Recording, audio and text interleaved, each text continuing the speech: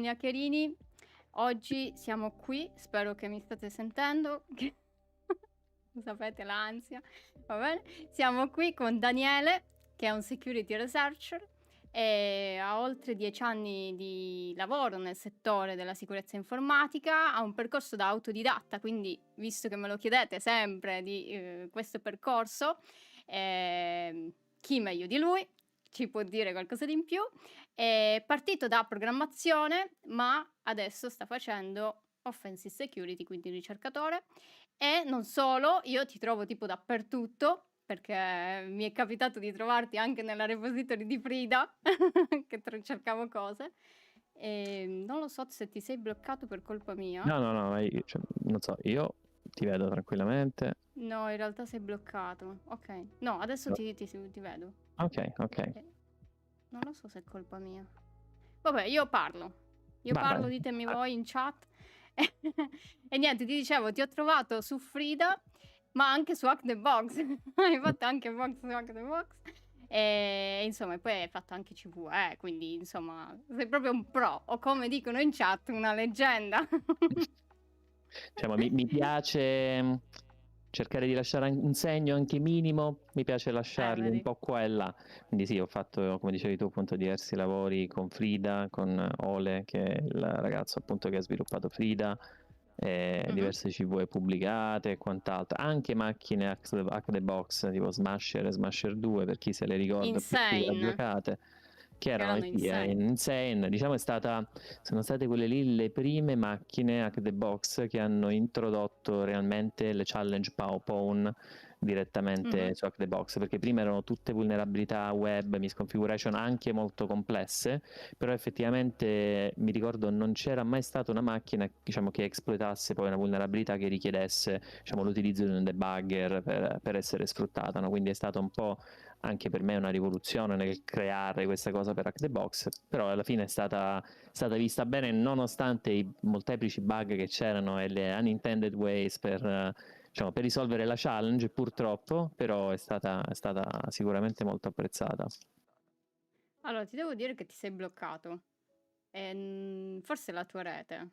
Questa volta non voglio darmi la colpa. Guarda, Cioè, ho ti cambiato sento... rete questa mattina, letteralmente 2.5 gigabit, connessione perfetta. Quindi dici che è colpa mia? No, non lo so, no, assolutamente no, però diciamo, io vedo Non lo so. perfettamente, non ho problemi. Però io vedo su OBS che tu sei bloccato. E anche su Discord in realtà. Ok, aspetta un attimo, provo a levare. Ok, Ok, mi ok, pare sì. adesso sì. Sei tornato in movimento. Era un problema della webcam, allora va bene. Ok. Allora, riguardo la box, come è stata crearla? Soprattutto perché, come dicevi tu, è con debugger e robe così, quindi non proprio semplice e oltretutto se tu crei una box capisci meglio le cose, credo, perché comunque Beh, le devi configurare. sicuramente per creare una macchina da esploitare, la prima cosa che devi fare, devi, diciamo, immaginare quello che può essere il percorso che poi l'utente deve andare a compiere, no? Io personalmente trovo che il 90% delle macchine su Hack the Box o comunque su altri siti abbiano, diciamo, dei percorsi studiati in maniera un po' troppo, come dire, contorta, ok? Dove il problema non è tanto, diciamo, la difficoltà nel risolvere la challenge di per sé, ma quanto trovare la strada giusta, perché magari ci sono tante strade che ti portano ovunque, tutte false piste, I però rabbit diciamo, hole, i cosiddetti famosissimi. i Sì. famosissimi rabbit hole, no? Io sono più dell'idea Sì. che ci deve essere una strada chiara, ben delineata, la difficoltà deve stare poi nel risolvere questa gara, no? Perché è lì che poi realmente si vede la skill. Nello specifico per Smasher 2, diciamo, a parte esserci diverse vulnerabilità sulla prima parte web, che era quella che poi ti consentiva di prendere la cosiddetta flag Mhm. di user, però erano tutto, diciamo, abbastanza classico, visto e rivisto, nulla di nuovo. La parte interessante era una command execution sfruttabile tramite una use after free su Python, quindi diciamo la challenge per me, dal mio punto di vista, quindi dal punto di vista di chi crea la macchina, è stata quella di rendere, innanzitutto di capire come renderla fruibile questa use after free, e poi soprattutto di fare in modo che anche, diciamo, la gente potesse esploitarla senza sbatterci troppo la testa, quindi, diciamo, dargli anche qualche hint in maniera involontaria. Però sì, dai, alla fine è stata molto apprezzata.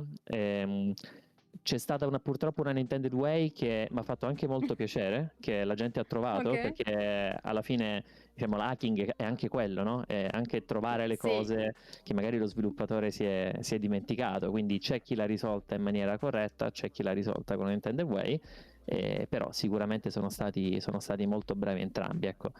La cosa, diciamo, che mi ha lasciato inizialmente un po' perplesso è che solo una persona è riuscita a risolverla effettivamente diciamo, col metodo che io avevo pensato per ah esploitarla. sì? Quindi sì, però comunque kudos a questa persona, è stata veramente molto, molto in gamba. Kudos anche agli Eh altri che sì, hanno trovato invece un modo, ecco, da l'altra me non parte. immaginato. Sì, sì, L'altra... sì, Sì. esatto. Vedi, sono andati oltre quello che Sono tu andati volevi fare. oltre, che poi alla fine dei Bello. conti è il mindset che ti serve per entrare in questo mondo, a prescindere che poi tu sia un penetration tester, un red teamer, Sì, o un security researcher o anche un vulnerability researcher. Quello che ti serve, che la cosa principale, è la curiosità, quel voler andare oltre, no? Quindi sì, quel sì. cercare di capire cosa si cela dietro, no? È quello il mindset che alla fine ti permette di imparare, di studiare e di migliorare.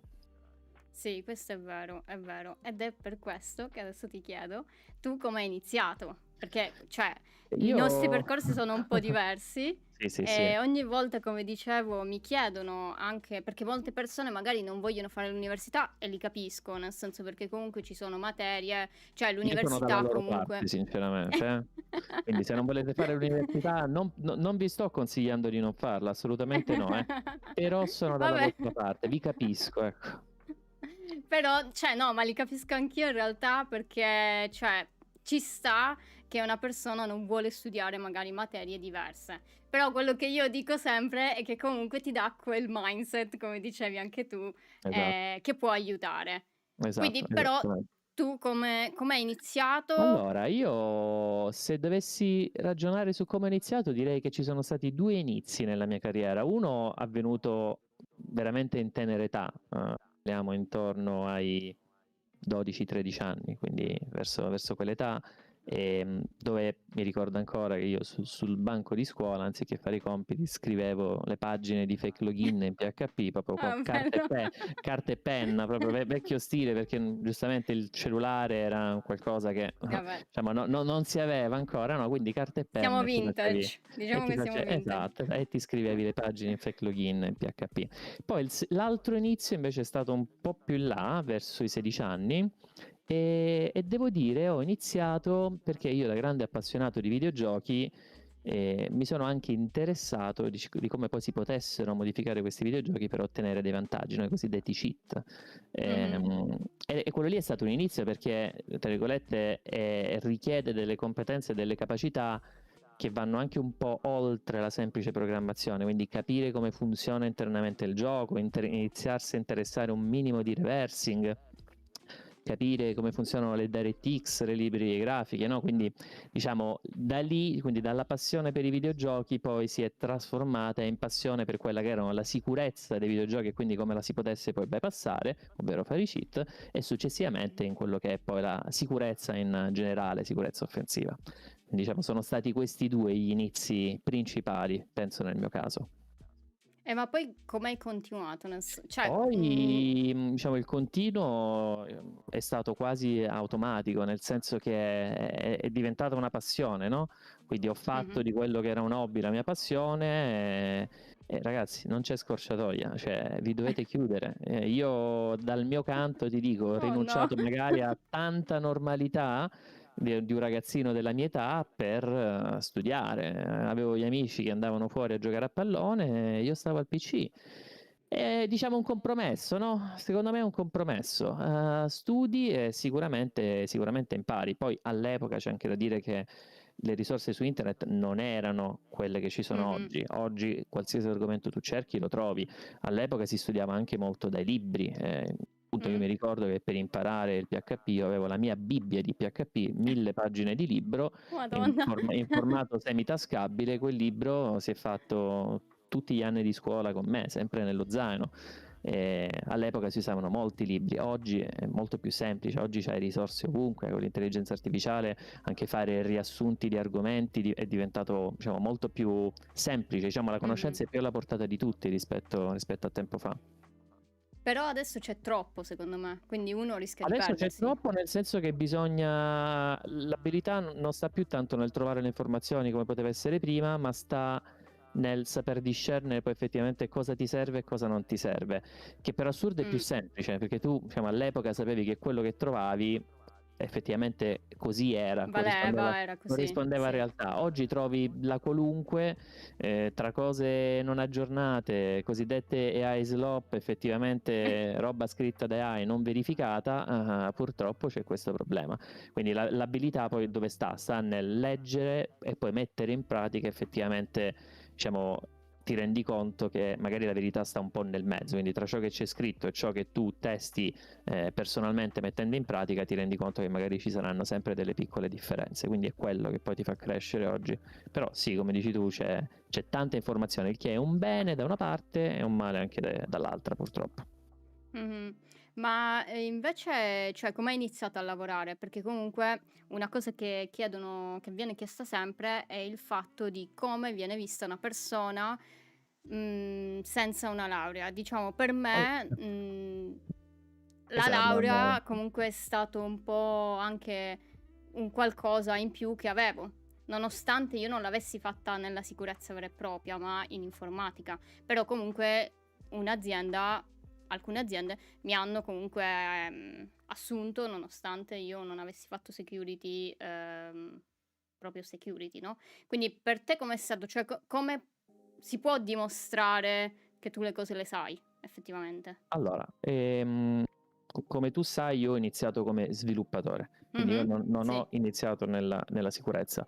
Io ho iniziato come sviluppatore per semplice necessità, perché praticamente io ero iscritto all'università, matematica e informatica, ho dato la bellezza di 0 esami. Ah, quindi tu eri Io cioè ero iscritto, ma sono durato letteralmente 2 mesi. Quindi la mia vita universitaria è stata letteralmente 2 mesi, al che, diciamo, capendo che non faceva per me, perché insomma ti Sì, rendi ci sta. conto se sei una persona in grado di studiare, diciamo, con quella metodologia o no. Purtroppo, diciamo, quel tipo di studio non faceva per me, e quindi mi ricordo ancora andare da mia madre e gli ho detto: guarda, io ti voglio fare risparmiare questi soldi, perché alla fine la retta Che universitaria, poi quella la esatto, è la paghi. cosa più Esatto. giusta se uno se ne accorge. Sì. Esatto, e io ti voglio fare risparmiare questi soldi, magari al posto di quello mi faccio qualche certificazione, qualche corso e poi vediamo il da farsi. Così fu, quindi lasciai l'università, iniziai a fare corsi molto basic, parliamo CompTIA, quindi niente di straordinario.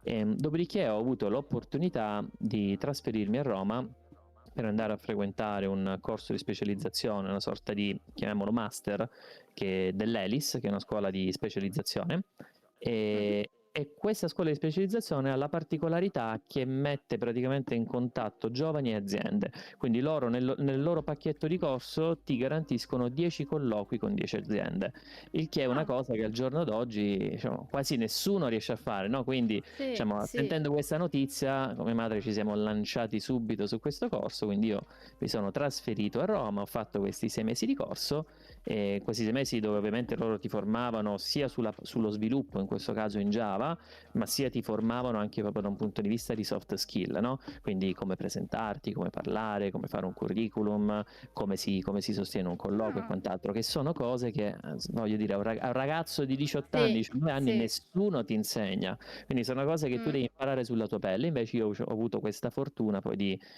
trovare questa scuola di formazione ELIS, che da questo punto di vista mi ha dato proprio quel calcio nel sedere che mi serviva per iniziare il percorso, no?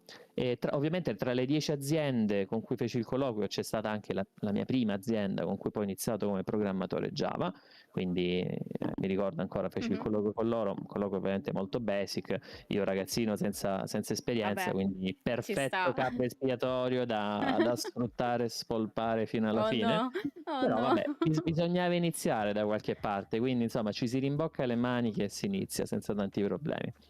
E, e quindi da lì presi appunto questo primo lavoro come stagista, poi successivamente come contratto a progetto, fino a che insomma ho capito che la vita dello sviluppatore non tanto faceva per me, anche perché diciamo, loro passavano il tempo a sviluppare, io passavo il tempo a cercare bug in quello che A sviluppavano, quindi, rompere. quindi c'era qualcosa che non andava di fondo. Ho detto Mm. forse non è da questa parte che devo stare, ma devo stare dall'altra parte. Quindi trovai la seconda azienda, Consulting, che penso, diciamo, se c'è qualcuno da Roma che segue può essere che la conosce, e feci un colloquio con loro. La posizione era una posizione senior. Io ovviamente Ah, mi sono lanciato, ovviamente zero esperienza, però ho detto o la va o la spacca, cioè le cose sono due, quindi sì, bisogna anche avere un po' di coraggio secondo me nella vita. esatto, Ho sì, mandato sì, il sì. curriculum e ovviamente io dal mio canto non avevo i pezzi di carta, o meglio non avevo l'esperienza su carta, ma avevo tanta esperienza tecnica fatta per conto mio da Mhm. autodidatta, tante notti insonni passate a fare esperimenti, tanti siti bucati e quant'altro, quindi diciamo l'esperienza tecnica c'era, mancava soltanto, come dici tu, chi la certificava, no? Esatto. E loro sarà che ci hanno visto lungo, sarà che si sono voluti fidare di quello che io dicevo. Mi hanno fatto un colloquio che poi, parlando successivamente, loro stessi mi hanno detto guarda, per noi eri soltanto un gran chiacchierone, però abbiamo detto guarda, se è un chiacchierone lo assumiamo perché è bravo a chiacchierare, ci fa la parte marketing, altrimenti se è bravo veramente tecnicamente allora possiamo pensare ad assumerlo. Quindi feci questo colloquio e entrai finalmente nella mia prima azienda di consulenza su sicurezza informatica su Roma. Quindi questo è stato un po', diciamo, l'incipit, l'inizio Mhm. del percorso. Però secondo te è cambiato adesso? Cioè, per un junior c'è ancora questa possibilità? Perché io vedo che non ci sono molte possibilità per i junior. Non voglio Allora, fare la pessimistica allora, come il mio le solito, però. cose sono cambiate, le cose sono cambiate, ma sono cambiate perché l'entry level fondamentalmente può in un certo senso essere facilmente rimpiazzato anche da strumenti automatici, ok? Mhm, Quindi mhm. il problema è che ad oggi per entrare devi già avere delle buone conoscenze. Ma ti dico, questo genere di problemi ci sta anche, diciamo, a livelli di seniority più alte. Quindi mi è capitato a me Mm. personalmente di voler cambiare azienda. Io 10 anni fa no, però 5 anni fa mandavo un CV e sapevo per certo che quell'azienda mi rispondeva, mi faceva il colloquio e possibilmente entravo pure. Ad oggi tu Mhm. mandi 20 CV e ottieni zero risposte, ma la motivazione principale è che, brutto da dirlo, però secondo me, a mio avviso, è legata all'intelligenza artificiale. Ci sono stati tantissimi layoff legati a questo Mhm. motivo, nonostante le aziende comunque poi non vogliono dirlo, non vogliono metterlo, perché si sono convinte che le AI può sostituire l'essere umano, ma se ne accorgeranno magari più in là. Il che cosa significa? Il che si traduce che ci sono un sacco di persone a passeggio che cercano lavoro, il che a sua volta si traduce nel fatto che appena c'è una posizione interessante aperta ci sono già 100 CV inoltrati e Sì, il tuo CV si esatto. perde in questa marea infinita di curriculum. Quindi non Sì. è che, cioè, non è che non c'è, il lavoro c'è, è diventato più difficile accederci a meno che non hai un CV che parla per te o comunque un CV abbastanza interessante che salta all'occhio, quindi con diversi anni di esperienza. Quindi a Mhm. mio avviso l'entry level soffrirà molto in questo settore, soffrirà veramente molto. Anche perché se non Ma entri in un'azienda skillarsi diventa difficile. esatto, esatto, poi è quella la cosa, no? Poi c'è sempre il meme tipo 20 anni di esperienza, ma lo voglio entry level, no? Una roba così. Cioè, Guarda, è come ogni tecnologia nuova, non la si impara a usare subito, quindi mm, questo qui, a mio avviso, per come la vedo io, è un errore che le aziende stanno commettendo, che pagheranno più avanti. Anche perché è una cosa che io ho sempre ripetuto, avendo lavorato nelle AI, quindi conoscendo anche il settore AI, è una cosa che ho sempre ripetuto a tutte le persone che mi sono vicine e che mi conoscono, è che le AI non sostituisce, è un moltiplicatore, quindi moltiplica la forza lavoro. Quindi se sei 1, lavori per 1, se sei 1 con le AI lavori per 2, per 3. Però ecco, non è un sostituto.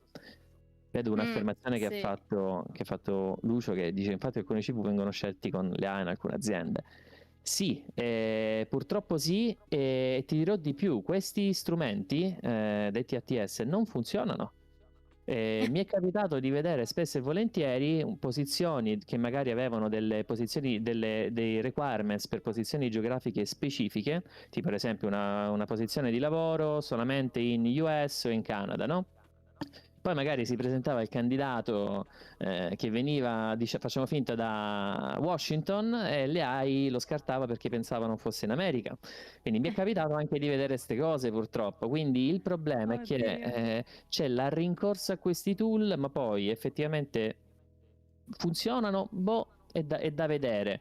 E quindi quella è la prima cosa. E poi la seconda cosa è che, a mio avviso, si chiamano risorse umane per un motivo, no? Quindi diciamo la parte umana ci dovrebbe sempre essere, a mio avviso, però purtroppo magari, Però magari è una se, cosa che cambierà più in là. però se ti arrivano 100 CV, 200 Esatto, questo è il da una secondo problema. parte, Questo è il secondo da una problema. parte come fai? Quindi il secondo problema è che ovviamente le aziende che poi fanno recruiting si ritrovano a dover effettivamente visionare questi curriculum e devono poterli smaltire in qualche modo, no? Quindi c'è la necessità di poter arrivare da 100 CV a 20 interessanti. Quindi o trovi un modo, tra virgolette, semi-automatico per farlo, o devi avere sufficienti risorse per poterli vedere, e non tutti ce li hanno. Quindi purtroppo è Sì, un problema che sta da ambedue le parti. sì. Diceva Mark, ci sono anche interview AI al momento, il che è assurdo, amo l'AI, ma la decisione deve essere sempre fatta da un umano. Sì, purtroppo ci sono anche questo genere di interviste, sono d'accordo con te, le risorse umane sono umane, non sono AI, quindi sì, purtroppo ti ripeto, è un problema che stiamo vivendo tutti sulla nostra pelle, perché adesso anche il settore della cyber security è stato intaccato. Ti dico, io per cambiare lavoro recentemente che l'ho cambiato ci ho messo 6 mesi. Impensabile, nel senso, con la mia seniority, ti dico, mi succedeva precedentemente che se dovevo cambiare lavoro nel giro di un mese, 2 mesi avevo già qualcosa tra le mani. Invece ho mandato 1000 CV e non tutti hanno risposto, o comunque magari ti rispondevano scartandoti senza manco leggere il CV, no? Ricevevi già la mail di rifiuto, cioè dopo attenta analisi, magari 3 minuti dopo attenta analisi ti avevano già scartato. Però purtroppo diciamo, queste sono polisi loro e c'è poco da fare. Se ne Ma come la accorgeranno. prendevi questa cosa? Cioè, perché comunque anche io, quando mi sono trasferita in Svizzera, ho mandato tanti curriculum e sono stata rifiutata tante volte. Allora, Ed... bisogna considerare una cosa, che la seniority non è uguale in tutto il mondo. Quello che viene considerato Mhm. comunque un senior, un esperto in Italia, non equivale a un senior, un esperto all'estero, e quindi considera anche questa discrepanza tra i livelli, no? Quindi magari se tu sei un senior in Italia che applica all'estero come figura senior, magari lì hanno dei prerequisiti leggermente più alti per poter accedere a quel livello, e quindi magari ti scartano per questo. Io come l'ho vissuta, ma sinceramente io vivo le cose molto serenamente, nel senso che se va, se non va sarà la prossima, voglio dire.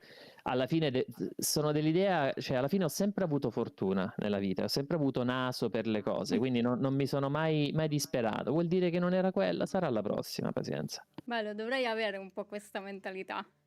Ogni tanto ricordami come si vive. Ma perché diciamo, il fallimento fa parte poi del Sì, vincere alla fine, no? E il fallimento è poi anche quello che ti insegna. Quindi anche domandarti, ok, perché non sono passato? Cosa potevo migliorare? Cosa poteva andare meglio? Magari la presentazione non va bene, magari il CV non va bene. Cioè ti fa fare domande, no? E porsi domande poi ti aiuta a migliorare. sì, no, vabbè, nel mio caso mi rifiutavano senza colloquio a volte, Mi è però vabbè, successo, a me è successo anche a c'è me. anche la lingua, c'erano tanti discorsi, quindi insomma dipende poi il discorso.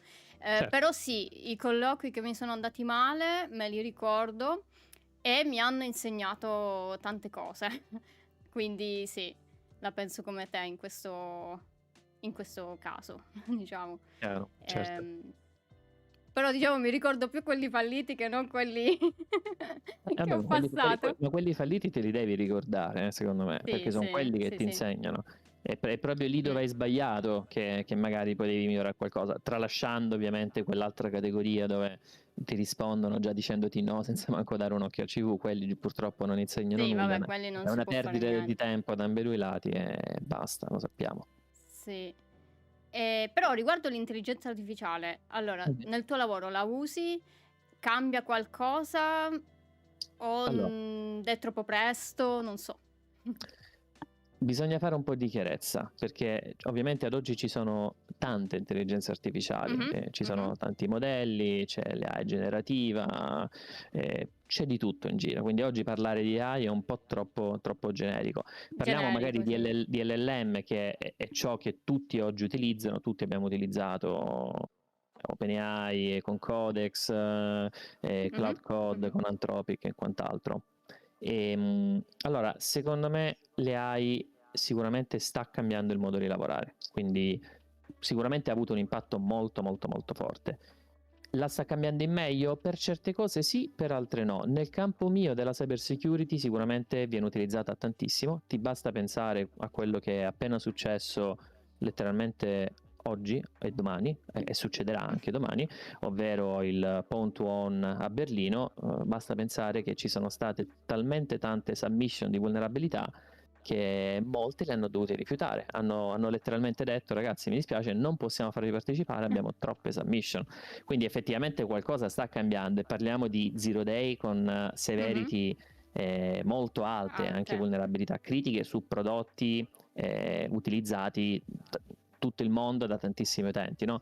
Quindi effettivamente il cambiamento c'è. Io personalmente la uso in tutti i miei workflow, la uso per codare, la uso per riassumere ciò che devo studiare e la uso anche nel campo della ricerca di vulnerabilità. Il punto è che non usi l'LLM così come ce l'ha l'utente basic, quindi tu non usi Mh-mh. Cloud Code per fare ricerca vulnerabilità, non usi Codex per fare ricerca vulnerabilità.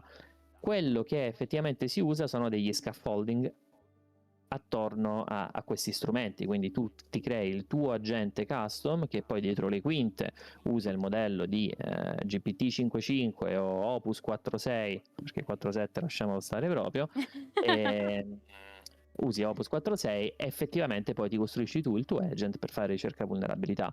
Quindi ti dico sì, lo sta cambiando in positivo, però ancora non c'è effettivamente quella consapevolezza su come si usano questi strumenti, anche perché, ripeto, è comunque qualcosa di nuovo, cioè questa rivoluzione alla fine c'è stata negli ultimi 3-4 anni, no? Sì, sì. Quindi effettivamente ancora le aziende devono capire come usarlo, ma ancora di più le persone devono capire come usarlo. Però sì, porterà, e ha già portato e porterà un grosso cambiamento.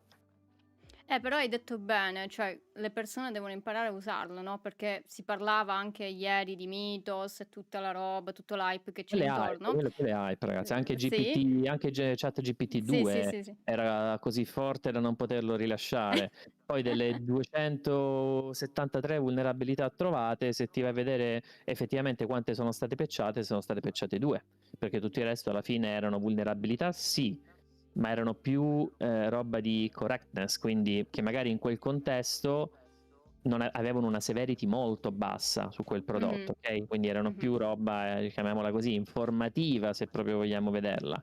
Sì. E le vulnerabilità critiche erano 2, il che però ti deve fare ragionare da ambedue i lati, quindi da una parte c'hai un volume di, non spazzatura per carità, però hai un volume di dati, una mole di dati gigantesca, ma poi nell'effettivo, diciamo, la parte succosa sono 2 vulnerabilità, quindi diciamo nemmeno tutta Sì. questa gran differenza, no? Sì, sì, sì, esatto. Ehm, allora c'era Mind Your Business che chiedeva: "Consigliate dei laboratori per dimostrare di essere skillati, così da superare il discorso 20 anni di esperienza?" Secondo me dipende da dove cerchi lavoro, perché se lavori in Italia guardano il pezzo di carta, quindi sicuramente tutto ciò che è certificazione ti aiuta. Se lavori all'estero o comunque si ha intenzione di lavorare per un'azienda estera, il discorso cambia leggermente, perché diciamo, le aziende estere guardano più a effettivamente ciò che sai fare che non ciò che è scritto sul pezzo di carta. Quindi lì secondo me quello che conta di più è effettivamente la pratica, no? Quindi ciò che tu fai vedere durante il colloquio. Poi c'è anche da dire che comunque a mio avviso c'è una bella differenza tra colloqui fatti in Italia e colloqui fatti all'estero, proprio da un punto di vista Era una domanda, meramente, poi questo te volevo meramente parlare. tecnico. Sì, sì, sì. Quindi magari in Italia è più una chiacchierata tra amici, all'estero devi Non lo effettivamente so, eh. dimostrare che quella cosa... Oddio, quella è la mia esperienza personale, non ti dico che sia per tutti così, però No, però è interessante perché magari, cioè, ci so' capitate cose diverse. ma sicuramente, cioè, personalmente quella che è stata la mia esperienza di colloquio in Italia, sicuramente sono stati colloqui tecnici. Adesso io ho detto chiacchierata da amici, ma non voglio sminuire, Sì, nel sì, senso che ci sono state domande tecniche, ci sono state anche prove tecniche, per carità, però poi la complessità rimaneva sempre, diciamo, relativa, okay. nel senso che io finito il colloquio mi chiedevo, ok, ma questa cosa la so fare io, ma la sa fare benissimo anche un'altra persona e chiunque altro, voglio dire, non è nulla di così complesso, no? Quindi effettivamente poi come fai a giudicare un individuo soltanto sulla base di questo, no? Magari serve qualcosa in più, mentre all'estero perlomeno ti rendi conto che insomma che fanno un altro tipo di colloquio. Io ancora mi ricordo un colloquio dove peraltro non so passato, era quello per Nozomi. Mi ricordo andai lì in sede, che peraltro loro stanno a Mendrisio, no? In Svizzera, Ah, e mi sedetti accanto a questo tizio che sembrava un pazzo soltanto a vederlo, proprio il classico oh cervellone. no. Cioè il colloquio era lì a leggere istruzioni assembly esoteriche, roba che non incontri tutti i giorni, x86, e spiegare effettivamente cosa facessero. Okay. Lì è un po' difficile la cosa, perché o hai incontrato quel problema o non lo sai, o ci devi arrivare per logica.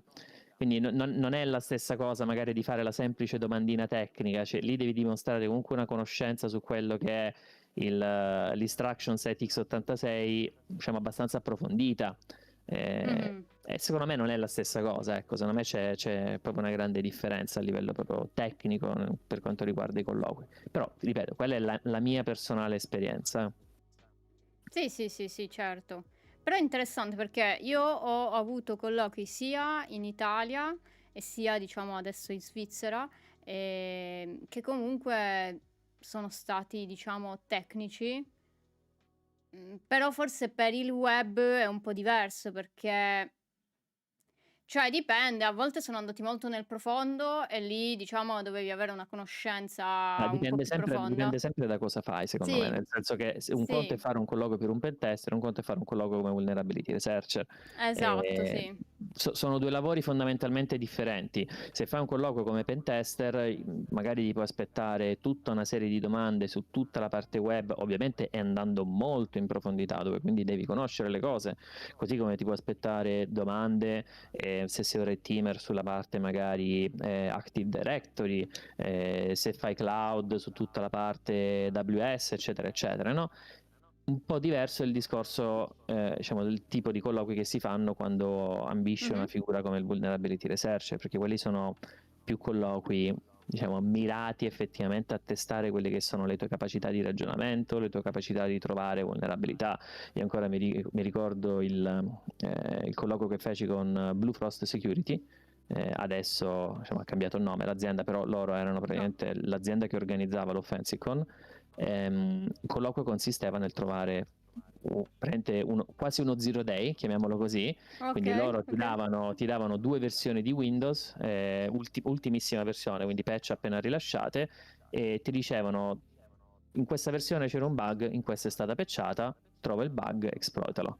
Quindi Ah, diciamo tutta la ma direzione era questa, poi stava a te, no? Prendere entrambi i kernel, fare bin diff, vedere le differenze, capire effettivamente il bug, avere a che fare con tutte quelle che erano le mitigation, SMAP, SMAP, eccetera, eccetera, kernel layout randomization e quant'altro. Io vedo, aspetta, qualcuno ha scritto bump, una domanda, ok. Finisco e sì, poi no, rispondo alla tua domanda, sì. sì. E quindi ecco, come ti volevo dire, diciamo, c'è secondo me tanta differenza, ecco.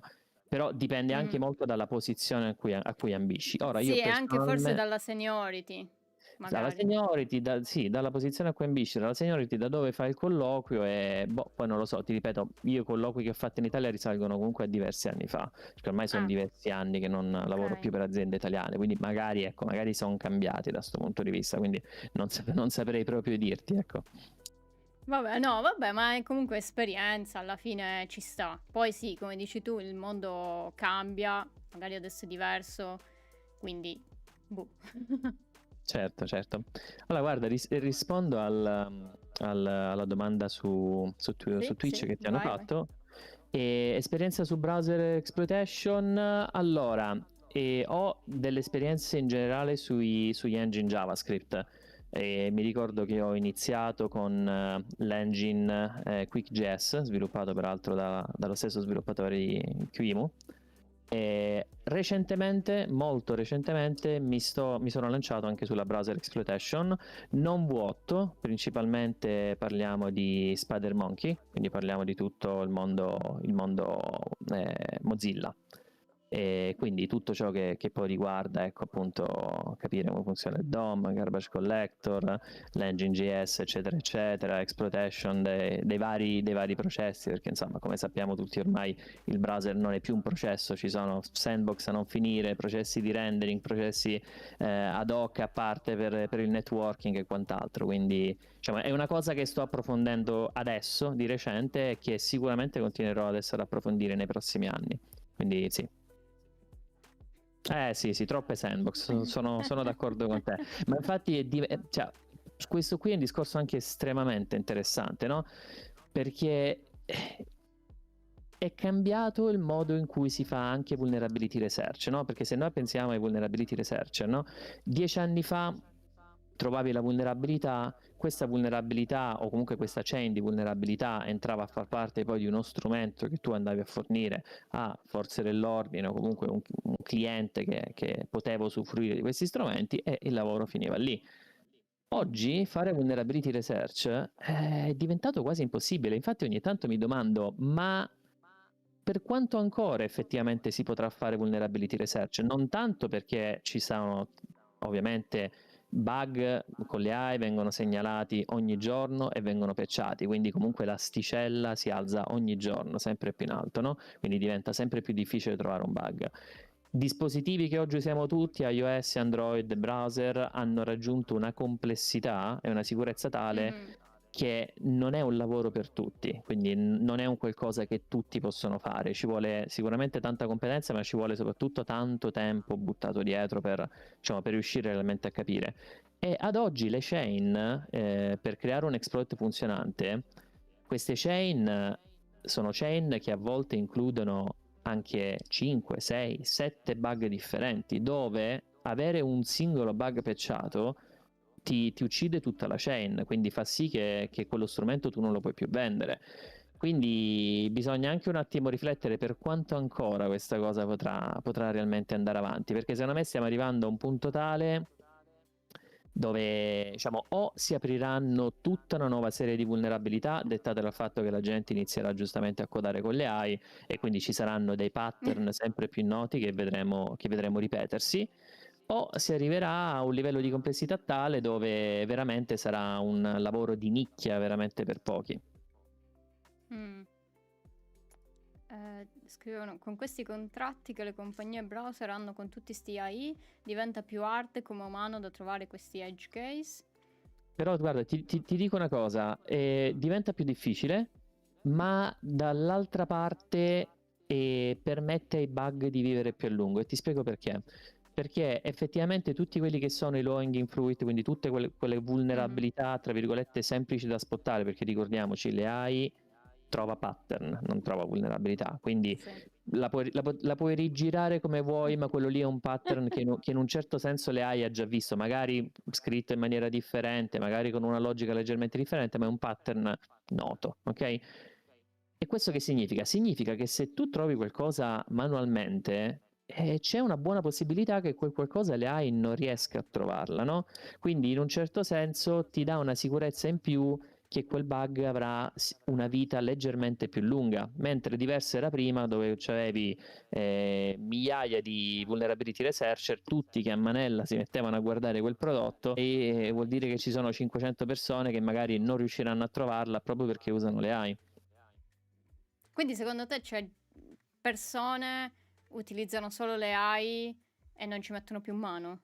No, io penso che no, secondo me in questo settore nello specifico no. Sì, Ok, penso ok. che le AI venga utilizzata, come tu ben sai, Sì, ad esempio se noi prendiamo il mondo browser, tu hai persone che si sono specializzate su una singola cosa, quindi hai persone che si sono specializzate sulla sandbox escape, no? E quindi si occupano solo di quello, quindi trovano tutti i metodi con cui i vari processi comunicano tra di loro tramite IPC, no? E cercano di trovare vulnerabilità lì. Poi magari hai persone che invece si sono specializzate sulla parte delle ottimizzazioni, ad esempio SpiderMonkey è un browser che, vabbè, SpiderMonkey è un caso particolare perché a differenza di V8 che ha 1000 ottimizzazioni differenti, l'engine SpiderMonkey ne ha 4 e poi diciamo sono anche abbastanza semplici, però in generale gli engine JavaScript oggi hanno diversi layer di ottimizzazione, quindi prima hanno un interprete, poi il codice dopo che viene eseguito un tot di volte dall'interprete viene passato a un git compiler, ci sono le line cache, quindi ci sono talmente tante più complicato. complessità in mezzo, sì, che ovviamente una persona dice mi dedico solo a quello, non guardo altro, guardo solo quello. Poi ci sono quelli che guardano solo la parte di DOM, di rendering e quant'altro. Quindi comunque diciamo bisogna essere molto verticali, però ecco non credo che la gente usi solo le AI, penso che le AI viene utilizzata soltanto per identificare quella che è la superficie d'attacco, che oggi è la cosa più importante a mio avviso. Esatto, e anche magari come dicevi tu, nelle parti complesse, sapere magari dove guardare meglio. Cioè, Esatto. un aiuto in questo senso è d'aiuto, ecco. Esatto, ma poi guarda, ti dico, personalmente sto trovando estremamente utile usare le AI anche per identificare, che sembra una sciocchezza, ma in realtà è estremamente utile, anche per identificare quelli che sono le persone che poi applicano i security patch, no? Perché mi capita spesso di notare come ci siano dei pattern che magari a occhio nudo non sono tanto visibili, però magari c'è puntualmente quel maintainer che quando fixa la patch si dimentica qualcosa. E quello per me è oro, quella lì per me è oro, perché considerando anche quello che poi è tra virgolette, i rilasci che fa il software, no? Tu in base a quello sai anche quanto vive una vulnerabilità. Ad esempio io so che su Firefox in generale una vulnerabilità su renderer ha una durata di 2-3 settimane, ma se ci mette le mani quel maintainer scopri che magari c'è una durata di un mese, perché nel fix si dimentica sempre qualcosa in più, e quindi anche fare questo genere di analisi con le AI in realtà è molto molto utile e molto interessante. E poi ti risparmia anche tempo, perché magari sì, A me la persona lo sa fare, ovviamente, però magari ci mette più tempo. Sì, esatto, esattamente. Quindi diciamo lì come ti dicevo, appunto, moltiplicatore della forza lavoro. Sì, Quindi magari sì, tutte le robe che sono time consuming, dove ci vuole effettivamente esatto. tanto tempo per portarle a termine, te le puoi facilmente semplificare con le AI. Anche se si tratta di codarti, per dire, lo script in Python per semplificare un qualcosa di manuale, magari l'esecuzione di comandi, anche quello è tempo, appunto, è tempo risparmiato. Risparmiato. Esatto, Sì. esatto. Ma riguardo al tuo lavoro, ecco, che cosa fai nello specifico? Perché diciamo Allora, ricercatore di sicurezza vuol dire tutto e non è vuol dire vago. niente. Allora, io ho cambiato appunto lavoro di recente. Prima di questo lavoro mi trovavo in un'azienda che si occupava di AI mista a appunto ricerca vulnerabilità. E questa azienda ha sviluppato dei modelli di intelligenza artificiale per semplificare la vita dei reverse engineer, principalmente, quindi Ok. per semplificare la vita di chi analizza software. Come? Lo fa tramite modelli quindi homemade, fatti in house, quindi dove non c'è LLM, niente di tutto ciò. Se poi vogliamo entrare nei dettagli, si tratta di Graph Neural Network, quindi GNN. E sono modelli in questo caso che permettono ad esempio di riconoscere la semantica delle funzioni, quindi capire quando due funzioni sono simili, il che sembra una cosa inutile, ma in realtà ti apre tutta una serie di strade. Ad esempio immagina di avere un binario senza simboli strippato Immagina all'improvviso di avere un database di tutta una serie di funzioni invece classiche conosciute con i nomi. Nell'istante in cui tu riesci a matchare la semantica tra le funzioni sconosciute e quelle conosciute, puoi iniziare ad applicare il nome, puoi iniziare ad applicare il tipo, quindi rendi quello che è reverse engineering molto più veloce. E un altro modello che hanno costruito era un modello per praticamente passare da assembly a pseudocodice, con la differenza che ovviamente tool del genere esistono, basta pensare a X-Rays, Ghidra e quant'altro, anche AIDA Pro con X-Rays per l'appunto esistono, ma la particolarità di questo modello era che ti dava la possibilità di selezionare tu il linguaggio. Quindi oggi tutti i tool di reverse engineering dicono tu stai analizzando assembly, quello o è C o è C++, ma non è più così ragazzi. Oggi c'è Rust, c'è Go, c'è Zig, ci sono una miriade di linguaggi, e molti dei costrutti che tu trovi a livello di linguaggio, ad esempio molti dei costrutti che tu trovi in Rust, anche soltanto il punto interrogativo o l'unwrap, non possono essere rappresentati in C, non esiste un qualcosa di simile in C. Quindi andare a fare lo pseudocodice di un assembly Rust e trasformarlo in C in C++ è soltanto rumore, non ti dà niente di buono. Differente è il discorso se tu riesci a fare un modello che in base al linguaggio ti riesce a dare un output per quel linguaggio specifico. Infatti i risultati che abbiamo ottenuto erano diciamo, notevolmente migliori. Ora, nello specifico, durante quella posizione, ciò di cui mi occupavo io in qualità di ricercatore era sia di utilizzare il tool poi effettivamente per scovare vulnerabilità, quindi capire quali fossero le lacune nel prodotto che stavamo creando affinché potesse trovare vulnerabilità, sia nel effettivamente creare tutto quello che era il dataset per il team di machine learning per poter poi trainare i modelli. Quindi erano un po' queste due. Invece adesso, da poco appunto dicevo cambiato, non posso entrare molto nel dettaglio, però sicuramente posso dire che mi occupo di browser, ecco, quindi mi occupo di tutto il mondo browser. Ok. Vabbè, però ci sta. Sì, poi è sempre un po' la linea, è sempre un po' cosa posso dire e cosa non posso dire, perché giustamente sì, esatto, esattamente. Molto spesso non si possono dire molte diciamo cose. Che ovviamente non c'è un segreto dietro, per carità, c'è un'azienda che tranquillamente basta andare a cercare il profilo LinkedIn e la trovate e vedete cosa fa. Sì, no, vabbè, però non è quello il problema. Semplicemente, diciamo, giustamente quando si lavora in ambienti che trattano un certo tipo di cose, diciamo, è anche richiesta una certa poi professionalità, no? Quindi è più quello il discorso.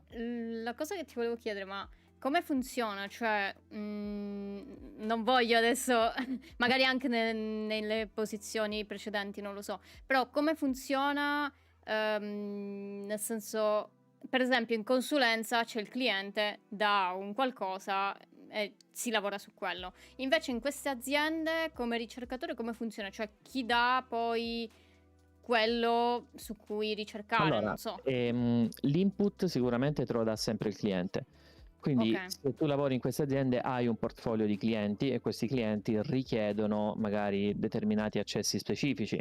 Ad esempio, se pensiamo a tutte le agenzie che si occupano di law enforcement, hanno la necessità di intercettare, ma per intercettare vuol dire che tu hai bisogno di vulnerabilità su Android, iOS, hai bisogno di vulnerabilità su, per dire, WhatsApp, Telegram, le principali applicazioni di messaggistica, hai bisogno di vulnerabilità magari come entry point sui browser, no? Quindi su Chrome, su Firefox e su Android browser. Quindi poi chi ti dà l'incipit è poi sempre la necessità del cliente. Però c'è da dire che la differenza rispetto alla consulenza è che nella consulenza tu hai una superficie d'attacco specifica, che è quella che poi a cui il cliente ti dà l'accesso, no? E tu non devi cercare di uscire da quella superficie d'attacco, cosa che invece si fa molto spesso nel red teaming. Ma nel vulnerability research è ancora diversa la cosa, perché la superficie d'attacco ovviamente diventa poi il tool mainstream, no? Quindi diventa poi effettivamente ciò che la gente usa, quindi magari tu ti concentri su quella cosa che tu sai per certo che quell'utente usa, che non deve essere per forza magari una cosa conosciutissima. Ad esempio, se tu sai che il tuo target non usa non usa WhatsApp, non usa Telegram, ma usa Tox, per dire, Tox non è esattamente mainstream, o meglio, lo conosce tanta gente, Sì, ma sì, magari non tutti l'abbiamo usato, no? Però ecco, se sai che quell'utente lo usa, allora la necessità ti detta poi il perimetro da su analizzare, no? quello. Quindi ti concentri su quello. Esattamente. Ma come ti approcci? Cioè, come si fa a trovare una vulnerabilità su sistemi del genere? Allora, l'approccio è un approccio molto sistematico, nel senso che, come ti dicevo, non è più il classico approccio di chi fa source code review. Uno, perché Mhm. magari potenzialmente non ce l'hai nemmeno Non il ce l'hai, codice sì. sorgente, quindi quella è già la prima cosa. E in secondo luogo perché se hai il codice sorgente si parla di progetti così grandi, così complessi, dove stare dietro all'intera codebase è praticamente impossibile. Quindi la Mm. prima cosa è trovare un'area dove tu ti senti familiare, dove tu ti senti a tuo agio. Quindi non è che devi essere bravo, devi essere il migliore, l'importante è che riesci a comprenderla, quindi non hai difficoltà a comprenderla. Mi capita molto spesso di vedere gente che riesce a comprendere esattamente come funzionano le ottimizzazioni turbofan, dove io magari posso anche leggere lo stesso codice 100 volte e continuo a non capirlo, dove vedo magari altre persone che leggono tutta la parte di IPC tra i vari progetti, tra i vari processi, e la capiscono anche quella al volo, no? Quindi dipende poi su cosa ti senti familiare tu, no? Su cosa ti senti confident tu. Quindi quella è la prima cosa. La seconda cosa è capire esattamente come funziona il ciclo di vita del software, quindi Mhm. capire effettivamente ogni quanto vengono fatte le patch, chi le fa le patch, ogni quanto effettivamente vengono aggiornati poi le varie branch magari di quel progetto, se è un progetto pubblico, o comunque ogni quanto quel vendor rilascia poi le security patch, perché quello lì ti dà un'idea, come ti dicevo prima, di quanto poi il tuo bug può restare in vita, no?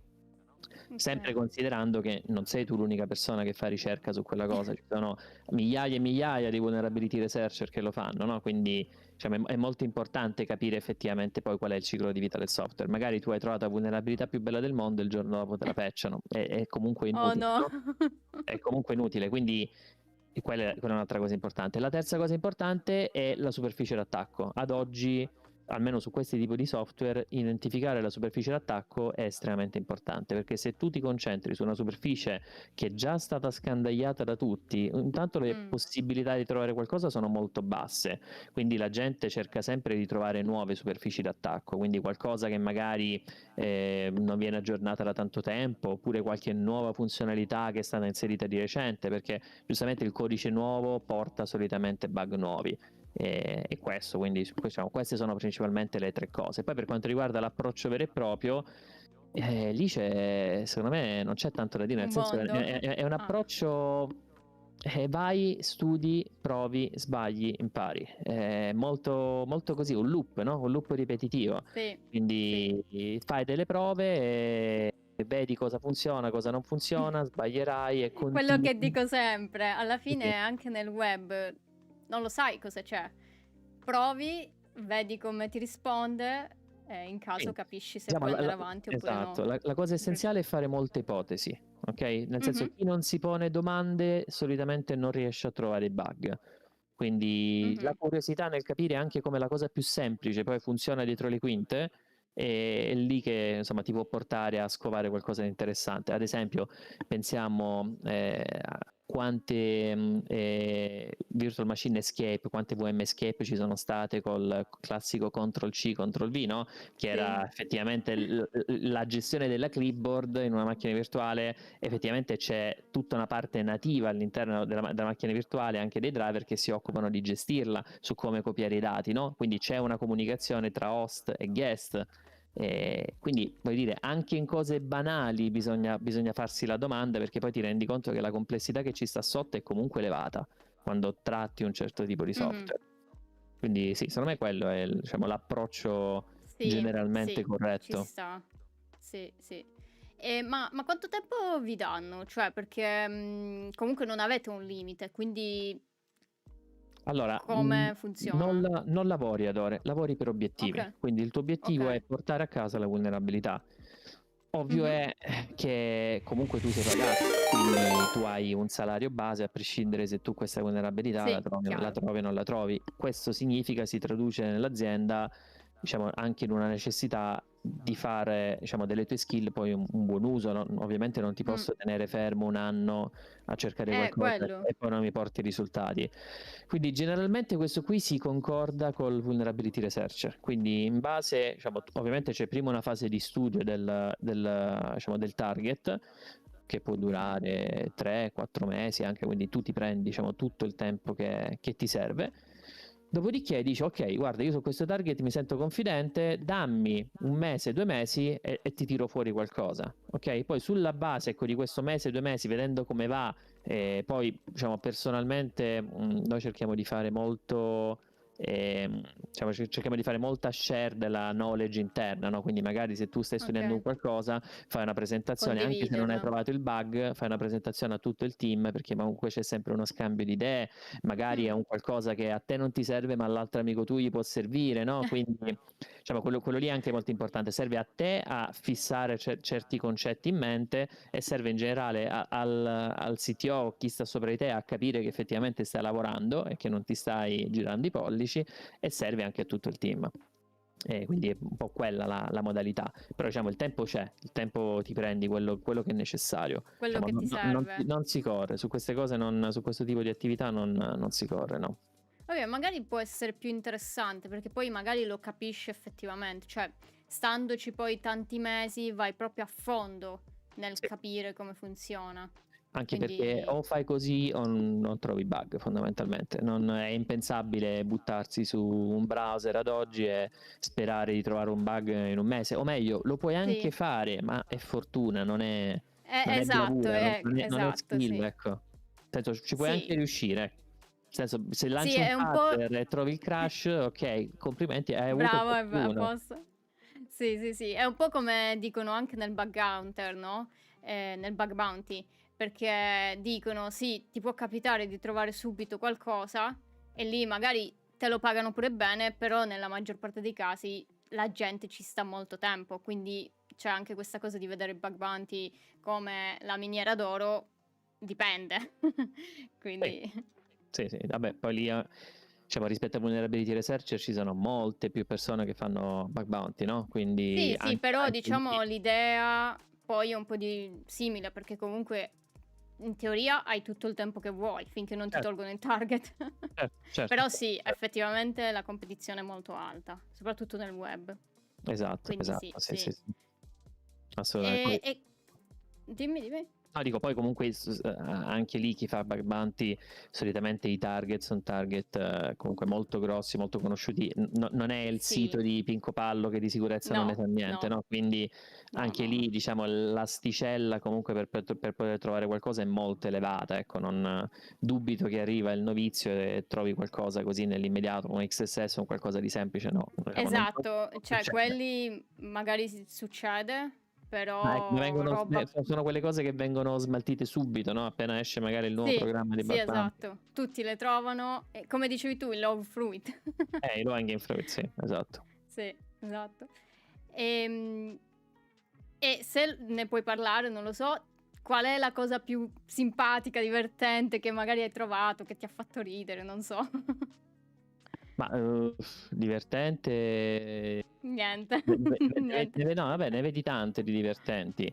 Vedi ad esempio, principalmente nella parte IoT, vedi che c'è Mhm. tantissimo riutilizzo di codice, no? Quindi se sei uno che magari ha mai fatto analisi IoT, a volte ti rendi conto come magari quella vulnerabilità che hai trovato da una parte esiste su una miriade di dispositivi, perché purtroppo lì c'è tanto software che arriva comunque dalla Cina e che viene riutilizzato proprio a scatola chiusa da Ok, moltissimi vendor, no? Quindi ti rendi conto che magari la stessa vulnerabilità che tu pensavi avesse un impatto minimo, in realtà ha è un impatto estremamente gigante. gigante. Oppure ti capita di vedere proprio assumption degli sviluppatori dove proprio ti mettono i to-do nel codice sapendo che Ah, c'è qualcosa bellissimo. che non va, dice guarda, qua può andare storto questa cosa, ok, perfetto, fixala, no? Invece no, ti lasciano proprio il commento nel codice, ti danno proprio l'indizio Bello. dove devi andare a Vedi, ti guardare. Sì, sì. aiutano. Ti aiutano, sì, sì, sì. Ma invece parlando proprio per il fatto che tu lavori per un'azienda estera, Com'è il lavoro rispetto all'Italia per chi fa security? Nel tuo campo, chiaramente. Se cambia qualcosa o non cambia qualcosa, non so. Allora, nel campo io penso, non ne sono sicuro, però penso che alla fine dei conti nel campo della vulnerability research in Italia le aziende sono pochissime. Nel Mhm, senso, in Italia ci mhm. sono delle aziende che lavorano con forze dell'ordine, governi, ad esempio diciamo, una menzionata appunto nei commenti NEG, però non sono aziende che fanno ricerca vulnerabilità. Sono aziende che Ah, acquistano exploit, ok? Quindi sono aziende che comprano exploit da terzi e ci costruiscono sopra tutti i sistemi di agent poi da installare sui PC. Ovviamente questi exploit, parliamoci chiaro, in un caso su 10 vanno, nel restante 90% richiedono modifiche, anche perché sono exploit sviluppati magari su target specifici e quindi tu ovviamente in qualità di azienda hai necessità di targetizzare diciamo più device e quindi hai necessità di rendere quell'exploit magari multipiattaforma su più device, no? Quindi comunque poi in un ah, modo o nell'altro le modifichi comunque. Però in Italia almeno non mi è mai capitato di vedere aziende che effettivamente facessero molto R&D, quindi molta ricerca vulnerabilità e che poi usassero le loro vulnerabilità, tranne quella menzionata ora nei commenti Hacking Team, che però ci tengo a mhm. sottolineare non è più così, ragazzi. Hacking Team da quando è morta e ha cambiato il nome e si chiama in un altro modo, ML, sappiamo tutti, non fa più quel tipo di cosa. Cioè loro utilizzano agent esterni e vulnerabilità acquistate, quindi anche Hacking Team stessa non fa più R&D specifico nella ricerca vulnerabilità, ma fa R&D diciamo più D che non R, quindi fa più sviluppo di quelli che sono agent multipiattaforma, ma non Ok. fanno più ricerca vulnerabilità. Ok, ma tipo, come si vende una vulnerabilità? Nel senso, se Come- io trovo qualcosa, come faccio? Io, azienda Ehm, magari, o persona, non allora, so se cambia. tu azienda, dipende, lo fai, è quello il tuo core business? Cioè il tuo core business è trovare vulnerabilità? Diciamo di sì. Allora, se il tuo core business è trovare vulnerabilità, tu ovviamente hai tutta una serie di contatti e agganci.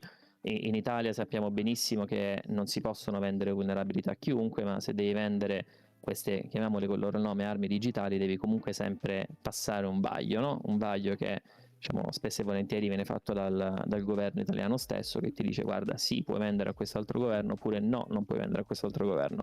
Poi abbiamo Ok. purtroppo persone che sappiamo queste regole, insomma, se ne infischiano, come possiamo ricordare il buon Vincenzetti, e vendono a destra e a manca. Però poi i risultati ecco, sono quelli che sono, non serve manco starli a ripetere, abbiamo visti con i nostri occhi, no? Quindi Mm, ecco, diciamo, devi sicuramente avere, c'è prima un vaglio, ecco, prima che tu possa ok. effettivamente vendere questi prodotti. Poi se tu invece la trovi come società, ma non è quello il tuo core business, allora lì la strada, diciamo, la strada da fare è quella di fare reporting al vendor, o se vuoi venderla ci sono effettivamente insomma, società che poi acquistano queste vulnerabilità. C'è Zerodium, abbiamo la società del mio amico che saluto, Paolo Stagno, CrowdFence, e loro si occupano proprio di questo, no? Loro fanno acquisto, vulnerabilità e poi a loro volta diciamo, rivendono a diversi clienti. Zerodium non sapevo che è chiuso, grazie per avermelo detto, però CloudFence è ancora L'aggiornamento. attivo e sono veramente in gamba su questo settore, quindi se vi capita di avere qualcosa di interessante per le mani fate un salto, anche perché diciamo, le paghe sono secondo me abbastanza buone, competitive. Ok, Quindi diciamo sì, ok. diciamo queste sono Interessante, le due non si sa strade. mai. Non si sa mai, se capita di avere qualcosa, ecco, Eh. sapete Però, rivolgervi. però, cioè, mm, nel senso, tu persona che fai una ricerca su un software e poi, diciamo, lo rivendi. Perché, nel senso, in teoria non hai proprio il diritto, il permesso di fare quella ricerca. Come funziona? Non Allora, so legalmente se c'è qualcosa. in realtà è differente la situazione, perché un conto è che noi parliamo di un sito web dove tu effettivamente Mhm, stai commettendo un accesso abusivo al sistema esatto, informatico se sì. lo buchi, ok? Un altro conto è il software installato sul tuo PC, Preso. no? Quindi ok. dove tu effettivamente non stai commettendo nessuna, diciamo, nessuna infrazione Sì, da un se punto di fai vista legale. qualcosa Se tu accedi ti, al tuo esatto, stesso esatto, se sistema, tu ti crei il ok? tuo environment di analisi, sì, poi è un'area effettivamente molto grigia, però se tu ti crei il tuo environment di analisi, se tu ti prendi l'ultimo VirtualBox, te lo installi e te lo analizzi, non stai facendo del male a nessuno, non stai accedendo ai dati di nessuno. Quindi quello Sì, sì. sì, ci Poi sta. diciamo l'etica ti dice che se trovi qualcosa la devi andare a riportare al vendor, ci mancherebbe. Sì, è molto grigia la situazione, nel senso quello lì lascia un Eh, po' molto all'etica dell'individuo, no? Diciamo, se vuoi fare del bene al pianeta la segnali, se te devi comprare a casa la segnali a CrowdFence, diciamo, la vedo così, questa cosa non è stata detta a YouTube, non mi No. chiudere dunque. Diciamo, no, però Scherziamo, diciamo, scherziamo. ovviamente l'etica è importante, no? Però sì, diciamo, in linea di massima il punto è che non stai accedendo effettivamente a dei dati di qualcuno se non ai tuoi stessi dati di cui effettivamente Mhm. sei già proprietario, no? Però può succedere che magari tu lavori per un'azienda, trovi qualcosa e magari te la rivendi di nascosto. Cosa ovviamente illegale, però Eh, può succedere. Può succedere, ovviamente tu quando lavori in questo campo firmi anche comunque delle clausole Il che ti non limitano disclosure. dal fare Ah, determinate cose, ti limitano ovviamente dal cedere quella che è la proprietà intellettuale dell'azienda. Io non è che vado a rivendermi le vulnerabilità dell'azienda, così come se trovo qualcosa diciamo in quello che è il mio ambito lavorativo, in orario lavorativo, ovvio è che è dell'azienda, non è tua che te la puoi rivendere, no? Però lì poi diciamo, è il tuo contratto che regola un po' la normativa e come ti puoi comportare o meno. Però diciamo in vabbè, linea di come? però hai parlato di orario lavorativo. E se io ci lavoro fuori dall'orario lavorativo? Lì scendiamo in aree grigie, no? Nel senso Sì, dipende dal contratto, no? Ci sono contratti che dicono sì, che sì. tutto ciò che fai durante l'intero employment dell'azienda, ci sono contratti che dicono ciò che fai solo Ok, durante quindi l'orario lavorativo, dipende. quindi lì dipende dal contratto, dipende da cosa c'hai Zona grigia realmente anche lì. scritto. Che poi lo sappiamo, no? I cavilli legali sono infiniti in Italia, però in Sì, linea di sì, sì. massima non lo fai, anche perché Sì, come dicevi tu, l'etica poi. sì, ma poi sono lavori basati sulla fiducia, nel senso il datore di Mhm. lavoro si fida di te, anche perché se Sì, no sì, ci non ti sta. farebbe lavorare su questo genere di cose. Poi conto diverso Sì, è che sì. lo fai tu per conto tuo e te le rivendi, che ne so, prendiamo il caso di non so se vi ricordate Sandbox Escaper, che poi peraltro persona che ha lavorato anche in Microsoft, lui rilasciò un sacco di zero day, però diciamo, non lo faceva per lavoro, nel senso lui non lavorava, lei non lavorava e cercava vulnerabilità, era un po' il suo hobby, il suo passatempo, quindi lì diciamo, non sei limitato, ecco, da quel punto di Mhm. vista. Però a meno che non hai un'altra fonte di sostentamento che ti dia da mangiare, insomma la vedo difficile che c'hai 5-6 mesi da buttare così, Poi è se hai quella. spese e vivi da solo, ecco, diciamo, la vedo Sì, sì, difficile. sì. A meno che Sì. non sei super ricco e vuoi farlo. Vabbè, sì, sì, se sei super ricco, ecco, non hai questi problemi, secondo me. Se sei super ricco Sì, non ma c'è più vabbè, magari lo vulnerabilità. fai per curiosità. Sì, sì, no, certo, ci può stare, ci Non lo mancherebbe. so, ma non so se è mai capitata questa cosa. Però. No, sicuramente non è il caso mio, quindi non saprei dirti. Però, proprio perché sei da tanti anni in questo settore, no? Mhm. Che cosa ti tiene in questo settore, in questo mestiere? Cioè, cosa ti fa svegliare la mattina con la voglia, diciamo? Ma, Motivazionale, ecco, una domanda motivazionale. motivazionale. Allora, io sono sempre stato dell'idea che se ti piace il tuo lavoro, non Mm. lavori. Quindi se ti piace quello che fai, non ti pesa fondamentalmente, no?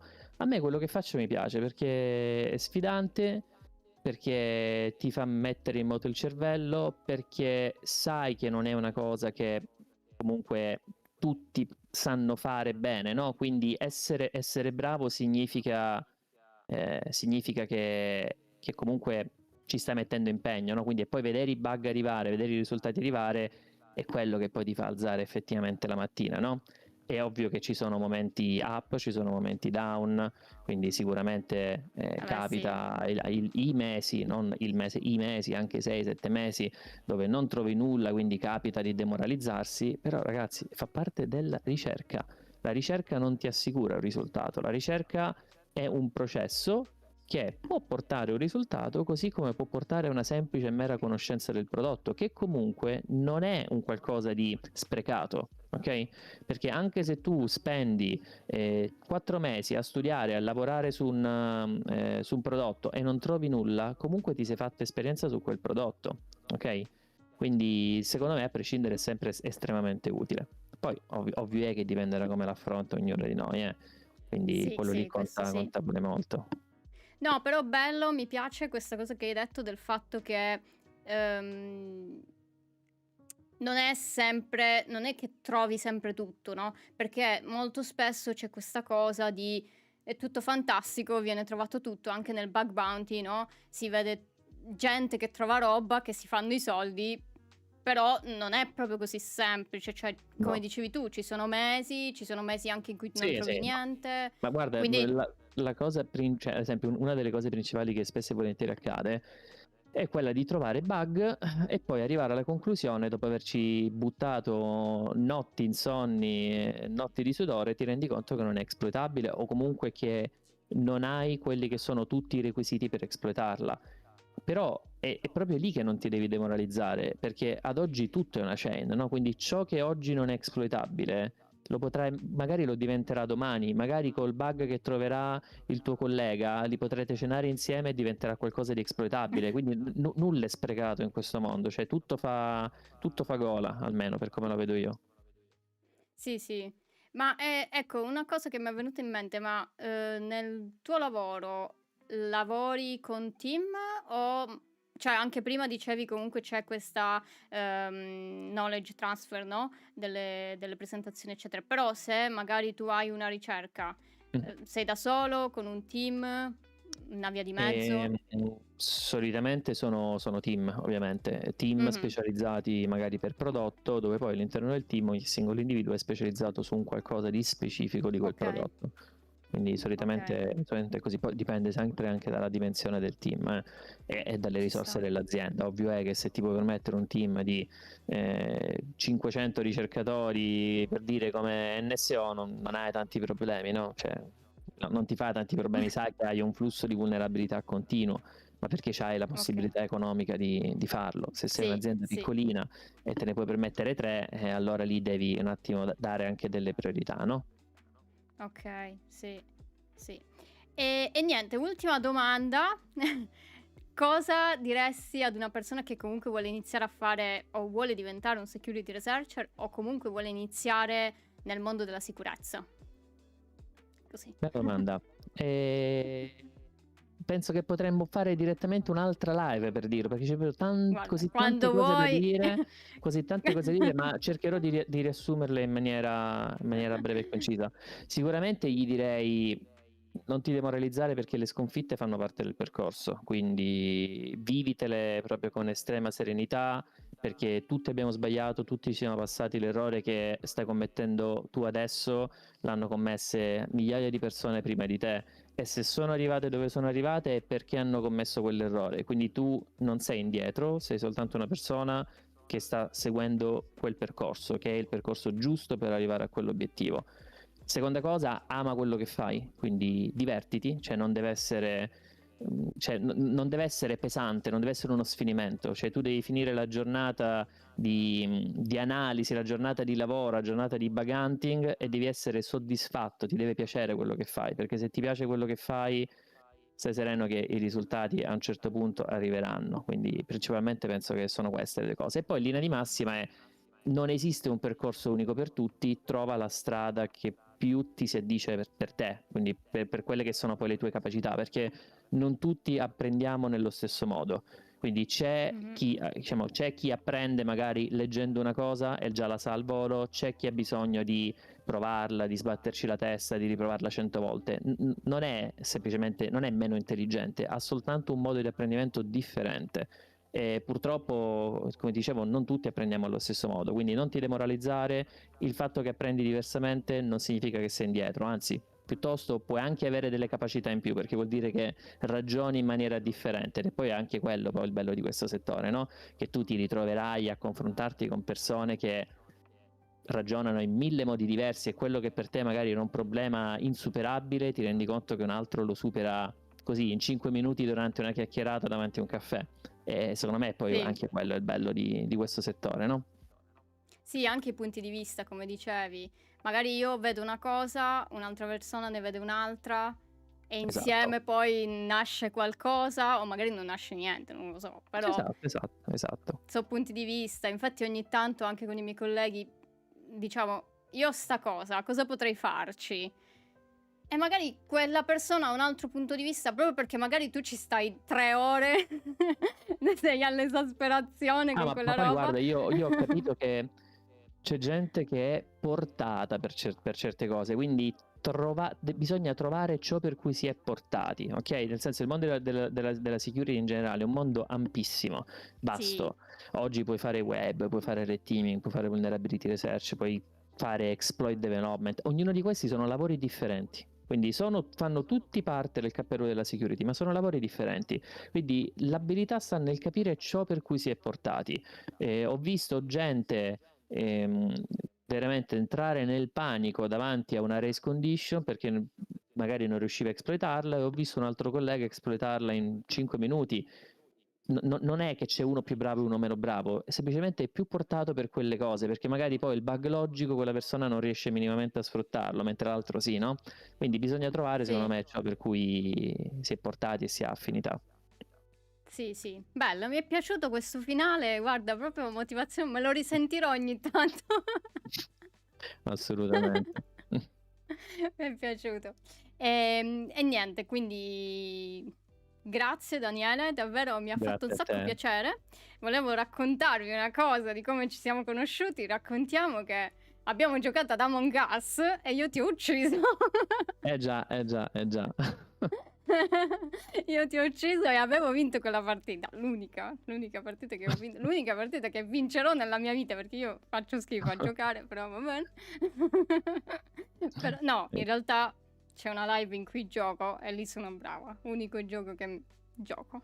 Va bene. Magari userai questa scusa per fare qualche altra live, magari un mix tra giochi e sicurezza, volendo potrei anche darti una mano per quanto riguarda la parte Guarda, di ma io tematiche, avevo delle se può idee. essere Guarda, interessante per in qualcuno. realtà io avevo delle idee perché mi ricordo che con Among Us tu avevi tipo una roba, non so se era tipo un cagnolino che era e mi avevi detto che tu l'avevi fatto in qualche modo e io ero tipo ma come? Anch'io voglio farlo, anch'io voglio il cagnolino, una roba così. E quindi diciamo avevo qualche idea per altre live, però cioè non ti voglio Ok. annoiare o No, scocciare, ma però figurati, mi boh, fa piacere vedi, chiacchierare. vediamo, ci sentiamo comunque, Va bene. quindi vediamo cosa esce, ecco. Però no, niente, grazie mille, è veramente A te? interessante, mi è piaciuto un sacco e anche grazie a chi ha seguito e scritto cose.